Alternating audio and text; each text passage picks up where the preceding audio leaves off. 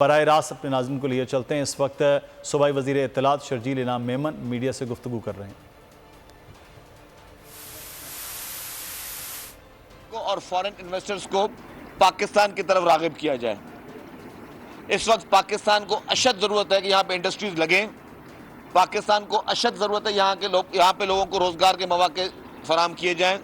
पाकिस्तान को अशद ज़रूरत है कि हम अपनी long term strong financial policies बनाएं, जिसमें कोई भी हुकूमत अगर इक़्तिदार में आए, किसी को भी मैंडेट मिले, लेकिन जो वो पॉलिसी हो वो एक ही हो।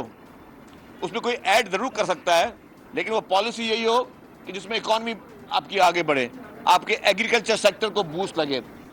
हमारा मुल्क एग्रीकल्चर बेस्ड मुल्क मशहूर है। हमारे मुल्क में अल्लाह ताला की तरफ से, खुदा की तरफ से दी गई तमाम वो कुदरती मादनियात हैं जिसको अभी तक एक्सप्लोर नहीं किया जा सका। उन कुदरती मादनियात पे हमारे पास ग्रेनाइट है, हमारे पास मार्बल है, हमारे पास कॉपर है, हमारे पास हर चीज़ मौजूद है। तो उन कुदरती मादनियात को किस तरीके से ना सिर्फ उन पहाड़ों से निकाल कर लोकल मार्केट और इंटरनेशनल मार्केट तक रसाई दी जा सके, हमारे मार्बल को, हमारे ग्रेनाइट को। तो इन सारी चीज़ों में मैंने पहले भी कहा था कि हुकूमत सिंध प्लान कर रही थी, लेकिन चूंकि अभी ये बरसातों की वजह से और सैलाब की वजह से जो लास्ट हुए, वो कॉन्फ्रेंस हमें मुलतवी करनी पड़ी। एक इंटरनेशनल इन्वेस्टमेंट कॉन्फ्रेंस हम करने जा रहे हैं, जिसमें पूरी दुनिया के इन्वेस्टर्स को हम ये दावत देंगे कि आएँ, पूरे पाकिस्तान में आएँ, लेकिन जो सिंध सूबा जिसको करेगा होस्ट, उस बेहतर से बेहतर सहूलियात दी जा सकें। और जो अभी नेटवर्क हमने अभी बेहतर किया ऑलरेडी हुकूमत सिंध ने, जिसमें आपके 1122 के एम्बुलेंस सर्विसेज है, जिसमें आपके हॉस्पिटल्स का ज़बरदस्त नेटवर्क है, जिसमें इसमें बसेस का जो एक पूरा जाल बिछाया जा रहा है, जिसमें तमाम वो सहूलियात, कोयला जो आपके सूबे से निकल रहा है। तो ये सारी चीज़ें जो हैं जो कि मुल्क की तरक्की में अहम किरदार अदा कर सकती हैं, उन चीज़ों को बेहतर करने के लिए पाकिस्तान पीपल्स पार्टी की सिंध हुकूमत कोशिश कर रही है। इंशाअल्लाह ताला चंद दिनों में ही असम्बली जो है वो अपनी मुद्दत पूरी करेगी और उसके बाद जो है केयर टेकर सेटअप आएगा और इंतखाबात की तरफ, आम इंतखाबात की तरफ जो है वो हम सब जाएंगे। और इंतखाबात के बाद इंशाअल्लाह ताला पाकिस्तान पीपल्स पार्टी एक भारी अक्सरियत के साथ जीत कर वापस आएगी और पूरे पाकिस्तान से वापस आएगी जीत कर। वो मैं क्यों बोल रहा हूँ?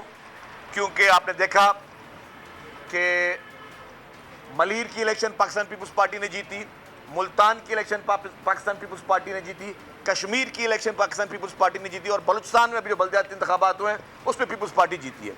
तो पूरे पाकिस्तान में इस वक्त हर कोने पे अगर किसी कोई एक पॉलिटिकल पार्टी को लोग पसंद कर रहे हैं, किसी एक पॉलिटिकल पार्टी को की लीडरशिप पे लोग एतमाद करते हैं, कोई एक पॉलिटिकल पार्टी की लीडरशिप जो कि नॉन कंट्रोवर्शियल है, वो है पाकिस्तान पीपल्स पार्टी। और वो क्यों है? वो इसलिए कि पाकिस्तान पीपल्स पार्टी वह जमात है जिसके पास से यूनिटी की आवाज़ आ रही है। पाकिस्तान पीपल्स पार्टी वह जमात है जो चारों सूबों को जोड़ने की बात कर रही है। पाकिस्तान पीपल्स पार्टी वह जमात है जो कहती है कि जी तमाम इदारे सब एक पेज पर आए और लॉन्ग टर्म पॉलिसी बना के पाकिस्तान को आगे लेकर चलें। हमारी हर पॉलिसी अब शॉर्ट टर्म पॉलिसी नहीं होनी चाहिए। ये नहीं है कि अगर मैं आज कुर्सी पे हूँ तो मेरी पॉलिसी अलग है, कल को कोई और कुर्सी में बैठता है तो उसकी पॉलिसी अलग है। हमारी हर पॉलिसी लॉन्ग टर्म पॉलिसी होनी चाहिए, एक कंसिस्टेंसी के साथ होनी चाहिए, एक इस सेंस ऑफ सिक्योरिटी का होनी चाहिए कि हाँ कि इन्वेस्टर जो है कभी वो ये नहीं देखे कि जी आज अगर हुकूमत चेंज हो गई तो स्टॉक एक्सचेंज गिर गया, आज अगर जो है कोई नया चेहरा आ गया तो स्टॉक एक्सचेंज वाले घबरा के बैठ जाए। नहीं, हमारे जितने भी सरमायाकार हैं, जितने इन्वेस्टर्स हैं और इंटरनेशनल इन्वेस्टर्स, उनको ये हो कि जी यहाँ पे कंसिस्टेंसी है। IMF को किस्त इशू करने से पहले ये नहीं करना पड़े कि जी एक एक पार्टी के पास जाना पड़े, क्योंकि उनको जब पता होगा कि नहीं यहाँ पे एक कौमी इत्तेहाद है, जो भी हमारे नेशनल इंटरेस्ट की चीज़ें हैं उसमें कोई इख्तलाफ नहीं है, उसमें कोई दो राय नहीं है। वो सब चीज़ें कैसे आएंगी? जब हम लॉन्ग टर्म पॉलिसी देंगे इस मुल्क को। और लॉन्ग टर्म पॉलिसी और सबको एक करने की, अगर सबको कोई एक मेज़ पे बिठा सकता है तो वो पाकिस्तान पीपल्स पार्टी की लीडरशिप है, वो मोहतरम आसिफ अली जरदारी साहब हैं, वो मोहतरम बिलावल भुट्टो जरदारी साहब, उनकी ये सलाहियत है। क्योंकि वो लोग तोड़ने की बात नहीं करते, वो कहते हैं कि जितनी पोलराइजेशन हो चुकी हो गई, जितना डिवीजन हो चुकी हो गई, जितनी लिसानियत पे सियासत हो चुकी हो गई, जितनी मजहबी जो है फ़िरकावारियत की सियासत हो चुकी हो गई, जितना एक दूसरे को गालम गलोच की सियासत हो चुकी हो गई, अब उन चीज़ों से निकले बाहर।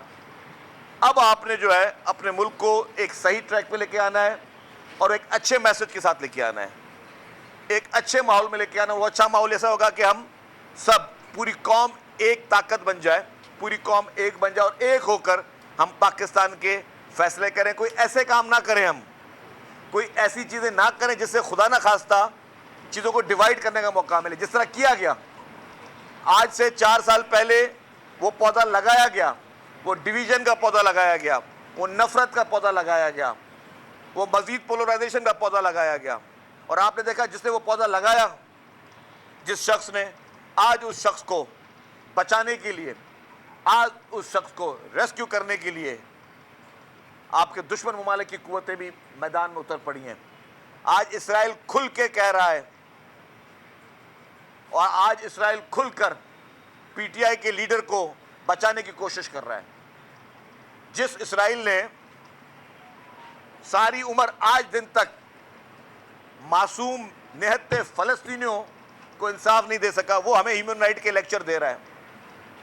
वो आज इमरान खान के लिए मैदान में उतर रहा है। और आप एक बात नेट करें, अभी माहौल क्या है? माहौल ये है, ये प्रेशर इसलिए क्रिएट करने की कोशिश की जा रही है और कुछ हमारे लोग ये इसलिए कर रहे हैं कि किसी तरीके से पीटीआई के चेयरमैन इमरान खान को यहाँ से सेफ एग्जिट मिले और उसको मुल्क से बाहर फरार होने में मदद की जाए। ये चाह रहे हैं क्योंकि उसका नाम एग्जिट कंट्रोल लिस्ट में है, वो मुल्क से बाहर नहीं जा सकता। ये सारा माहौल इसलिए बनाया जा रहा है कि वो किसी तरीके से माफ़ी मांगकर, जितने भी उसने घिनौने जुर्म किए जो कि पाकिस्तान के कानून में उनकी कोई गुंजाइश नहीं है, पाकिस्तान के कानून में कोई माफ़ी नहीं है, वो ओपन एंड शट केसेस है, उन मुकदमों में इमरान खान को रेस्क्यू किया जाए और ये प्रेशर क्रिएट हो पाकिस्तान पे कि आप ह्यूमन राइट्स के नाम पर इमरान खान को यहाँ से बाहर जाने की इजाज़त दें, ताकि वो वहाँ बैठ के भी यही फितना चलाता रहे जो फितना वो यहाँ बैठ के कर रहा था। तो ये आई ओपनर है कि किसी भी मुल्क की का ये इख्तियार नहीं है कि पाकिस्तान के अंदरूनी मामलात में दखल अंदाजी करे और उस शख्स की हिमायत करे जो मुल्क में अफरा तफरी चाहता था, जो आज दिन तक इदारों के खिलाफ घिनौनी घटिया किस्म की साजिशों में सोशल मीडिया के ज़रिए एक्टिव है, जो इस वक्त मुल्क के दुनिया के मुख्तलिफ ममालिक में पेड कैंपेनें चल रही हैं आपके मुल्क के खिलाफ। मुख्तलिफ ममालिक के शहरों पे एडवर्टाइजमेंट गाड़ियाँ चल रही हैं जो आपके मुल्क के खिलाफ, हमारे मुल्क के खिलाफ। इस तरह की घिनौनी साजिशें इस वक्त कौन कर रहा है? वो पीटीआई की लीडरशिप कर रही है।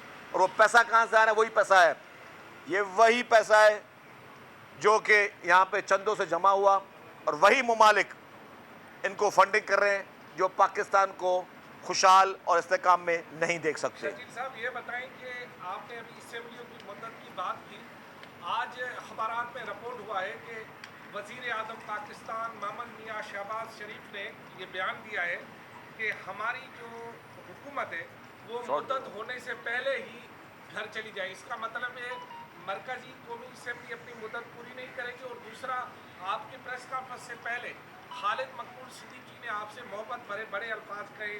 उनमें छोटा सा अर्ज ये है कि आपने सिंध को तकसीम किया है लसानी बुनियाद पर और पीपल्स पार्टी सिंध की। मैं दोनों बात समझ गया आपके जी। पहली बात जो आपने की, इलेक्शन की कब असेंबली तोड़नी है, ये फैसला पाकिस्तान पीपल्स पार्टी की लीडरशिप के बाद चीफ मिनिस्टर साहब करेंगे। ये फैसला वाहिद है जो कि पीपल्स पार्टी की लीडरशिप जब कहेगी, चीफ मिनिस्टर जब उनसे मुशावरत करेंगे तब होगी, टूटी तोड़ी जाएगी असेंबली। डेट कोई फाइनलाइज नहीं है और ना ही जो है कोई इस चीज़ अभी तक फाइनलाइज हुई है। दूसरी बात, आपने खालिद मकबूल सिद्दीकी साहब की बात की, मैं फिर वो कहूँगा कि इस वक्त इलेक्शन करीब है, आप क्या एक्सपेक्ट करते हो कि एमक्यूएम कौन सी ज़ुबान इस्तेमाल करेगी? जाहिर है इलेक्शन से पहले कोई इस तरह के चटपटे जुमले जिससे कोई माहौल बने, जिससे कोई माहौल में कोई खुदा ना खासा टेंशन आए, जिसमें अपने वोटरों को कुछ कह सकें कि जी हाँ जगह जी हम कम अज़ कम कुछ कर तो नहीं सके आप लोगों के लिए वोट लेने के बावजूद भी, लेकिन फिर भी हम कुछ तो आपकी बातें तो कर रहे हैं, आपकी हम बातों को तो उजागर कर रहे हैं। तो ये बयान जितने भी इस वक्त एमक्यूएम के हैं, इसको हम सीरियस नहीं ले रहे। और आप भी इसको सीरियस ना लें। मैं समझता हूँ ये हम समझते हैं कि ये सियासी माहौल को गरमाने के लिए एमक्यू बयान दे रही है और वो चाहती है कि उसको हम उसी लैंग्वेज में उसको रिप्लाई करें, हम उस लैंग्वेज में, उस लहजे में, उस तलखी को बढ़ाने की कोशिश नहीं करेंगे। क्योंकि मैंने अभी कहा कि पाकिस्तान पीपल्स पार्टी चाहती है कि यूनिटी, इत्तेहाद, पूरी कौम का इत्तेहाद होना चाहिए। अभी जैसे इलेक्शन करीब आएंगे माहौल गर्म करने की कोशिश की जाएगी, इस तरह के बयानात के ज़रिए, इल्ज़ामात के ज़रिए मुहिमें चलाई जाएंगी। हमें सब उसके लिए प्रिपेयर है, लेकिन हमारा जवाब होगा मोहब्बत के साथ, यूनिटी के साथ। क्योंकि मेरी लीडरशिप जब इत्तेहाद चाहती है, मेरी लीडरशिप जब रिकन्सिलेशन चाहती है, मेरी लीडरशिप जब चाहती है कि जी पूरी कौम एक हो जाए और पूरी कौम एक कौम होकर पाकिस्तान को स्ट्रॉन्ग करें। क्योंकि बाकी सारे तजुर्बे 75 साल हमने कर लिए, जितने मसरूफ़ी तजुर्बे करने थे, लड़ाई झगड़े फसाद डिवीज़न के, वो हो चुके।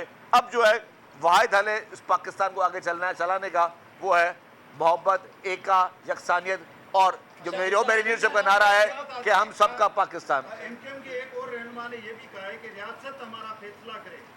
बहुत हो गया, 15 साल हमने पीपुल्स पार्टी को बर्दाश्त कर लिया, अब फैसला रोडों पे होगा। मतलब इतने धमकी आमेज बयानात हैं कि लग रहा है कि अब खाना जंगी की तरफ वो लोग जाना चाह रहे हैं और आप डर गए, वो डर गए यार। अच्छा जी, बात सुने, आपको पता है कि आप जितनी भी मिर्च मसाले डाले वो मिर्च मसाले वाले बयानात नहीं आएंगे। उसकी वजह क्या है? अल्लाह का शुक्र, आप भी जानते हैं कि ना कभी डरे हैं ना कभी खौफ हुए। जब इनके वो लीडर यहाँ पे मौजूद थे जो दिन को 50-50 लाशें गिराते थे, तब हम नहीं डरे, तो अब हमें कौन क्या डराएगा? अल्लाह का बड़ा करम है, परवरदिगार का। लेकिन मैं उनकी बात को जवाब दे दूँ। हाँ, देखिए जी, फैसला अवाम ने करना है। अवाम ने अगर किसी पार्टी को रिजेक्ट कर दिया है तो वो रिजेक्टेड है। अवाम ने किसी पार्टी को सिलेक्ट किया है तो वो पार्टी सिलेक्ट होगी। तो ये कोई फैसला किसी तीसरी चौथी कुव्वत ने नहीं करना जो एमक्यूएम के मुतालबे पे कि जी किसी को बस अब एमक्यूएम को अब चाहिए, अगर एमक्यूएम को गोद में बिठा के कोई उनको इक़्तिदार दे दे या सीटें दे दे, ऐसा नहीं मिलेंगी। अगर अवाम ने वोट दिए तो उनको सीटें मिलेंगी, अगर अवाम ने उनको धुतकारा तो उनको सीटें नहीं मिलेंगी। एक और कराची के शहरी पुलिस की जानिब से कत्ल किया गया है। 4 साल के बाद वो दुबई से खाली सिर्फ शादी करने के लिए पाकिस्तान आया, उसको बेगुनाह वो पुलिस ने, AVLC पुलिस ने उसको कत्ल कर दिया है। अफसोस इस बात की है तो सिंध हुकूमत की जानिब से अभी तक एक बयान तक पेश नहीं आया। इसके साथ साथ अच्छा, मेरी बात सुनो, समझ आपकी बात। देखिए, बयान सिर्फ स्टेटमेंट के लिए नहीं होती, हुकूमत करती है, एक्शन लेती है। आप देखेंगे जो पुलिस वाले मुलविस थे उस अफसोसनाक वाक़े में, सारे इस वक्त कैद में है या नहीं है? एक जो भाई बात सवाल हो गया, सवाल हो गया। अच्छा, आपने जिक्र किया कि सिंध की तहरीर का फैसला पीपुल्स पार्टी क़यादत करेगी। जब ये सीएम साहब करेंगे with the consultation of party जब ये लीडरशिप। फैसला परवेज इलाही और महमूद खान इमरान खान की मुशावरत से कर रहे थे, आप ये कहते थे, तमाम जमातें ये कहती थी कि ये फैसला उन वज़राए आला का इख्तियार है, तो ये मुशावरत पार्टी क़यादत से क्यों वज़ीर आला का इख्तियार? नहीं, मैंने यही कहा, आपने बात नहीं सुनी। मैंने कहा कि वज़ीर आला करेंगे फैसला, लेकिन पार्टी क़यादत से मुशावरत ज़रूर करेंगे, क्योंकि लीडरशिप हुआ है। इतनी सारी चीज़ें एक्सपोज होने के बावजूद, तोशाखाना केस के शवाहिद आने के बावजूद, अल-कादिर ट्रस्ट के शवाहिद आने के बावजूद, BRT खैबर पख्तूनख्वा की करप्शन के मुकदमा आने के बावजूद, बिलियन टिन सोनामी के मुकदमा आने के बावजूद, इलेक्शन कमीशन ऑफ पाकिस्तान के फैसले के बावजूद, वो फैसला है, उसके बाद कोई गुंजाइश रहती नहीं है। इस तरीके से वो फराग होगी और वो जितने बड़े स्कैम्स के बावजूद आज दिन तक एक रात इमरान खान ने लॉकअप में नहीं गुजारी है। वो एक दिन के लिए भी जो गया था, वो पुलिस हेडक्वार्टर में VIP मेहमान था, एक रात भी इमरान खान को लॉकअप में गुजारने पे मैं समझता हूँ कि हम लोग या कानून जो है, कानून का जो एक लॉ है हमारा, वो उसको गुंजाइश अभी तक नहीं कर सका। तो वो कितना ताकतवर है वो शख्स और कितने लोगों का लाडला है वो शख्स कि लाडले आज दिन तक बचता हुआ आ रहा है। शर्जील साहब, आम इलेक्शन जब आ रहे हैं तो इसमें सिंध में 4-5 शख्सियात ऐसी हैं, क्या वो पीपल्स पार्टी में आ सकती हैं या नहीं? लियाकत जतोई, अरबाब गुलाम रहीम, अलीगौर खान महर, क्या इनके लिए भी जगह है कि गुंजाइश है या नहीं? दूसरा, पेट्रोल की कीमतें कम हो गई हैं लेकिन ट्रांसपोर्टर किराया कम नहीं कर रहे, क्या कहेंगे? नहीं, इनको ये आने के बाद किराया कम होगा। अच्छा, इनकी गुंजाइश है या नहीं है? देखिए जी, पीपल्स पार्टी से काफ़ी लोगों के राब्ते जारी हैं। अच्छा, मैं नाम एग्जैक्टली नहीं लूँगा कि कुछ सस्पेंस भी बाकी है। अच्छा। इंशाल्लाह काफ़ी लोग पीपल्स पार्टी में शामिल होंगे तो आपको अच्छी खबर मिलेगी। ये आप काजी साहब उसके बाद आप ये बता दीजिएगा कि काजी स्क्वायर जी सॉरी कच्चे में अभी 2 बच्चे भी अगवा हुए हैं कच्चे के इलाके में, और यहाँ हमने IG साहब आए तो उनसे भी पूछा। वज़ीर इत्तलात सिंध शर्जील इनाम मेमन इस वक्त कराची में मीडिया से गुफ्तगू कर रहे हैं। मुल्क मुस्तहकम मईशत की तरफ गामजन, स्टॉक एक्सचेंज भी मुस्बत रुख दिखाने लगा। मईशत की सूरत हाल बेहतरी की तरफ जा रही है। हम IMF के कर्जा मिलने के बाद इस सूरत हाल को बेहतर मजीद कैसे कर सकते हैं। कर्ज बहाली के रोशन इम्कान, बोल ने निभाई अपनी सहाफती जिम्मेदारियां, महंगाई से परेशान आवाम के लिए उठाई आवाज। रिपोर्टर और इक़्तिसादी माहिरीन के सबसे बड़े पैनल के साथ बोल की मिशन मईशत की सबसे बड़ी ट्रांसमिशन 63% आवाम ने देखी अपनी स्क्रीन पर। अगर 21वीं सदी की हम इंडस्ट्री की कोई बात करें तो उसमें फिर इंफॉर्मेशन टेक्नोलॉजी जो है वो टॉप पर आती है। अपनी रवायात को बरकरार रखते हुए बोल अवामी मसाइल को उजागर करने में सबसे आगे। देखिए बोल की अगली ट्रांसमिशन में मोबाइल लोन ऐप का बड़ा स्कैम कैसे हुआ बेनकाब। साइबर क्राइम सर्कल रावलपिंडी की मुख्तलिफ इलाकों में कार्रवाइयाँ, ब्लैकमेलिंग में मुलविस ऑनलाइन लोन ऐप्स के 9 मुल्जिमान गिरफ्तार कर लिए गए हैं। अगर इस स्कैंडल से मुताल्लिक आपके पास हैं हकाइक तो बनिए बोल इन्वेस्टिगेशन का हिस्सा। आपकी शनाख्त और तमाम तर मालूमात खुफिया रखी जाएंगी, तो बस हमें ईमेल करें या व्हाट्सएप करें 0337 0310 377। सब्सक्राइब करें और बेल दबाएं ताकि कोई खबर रह न जाए।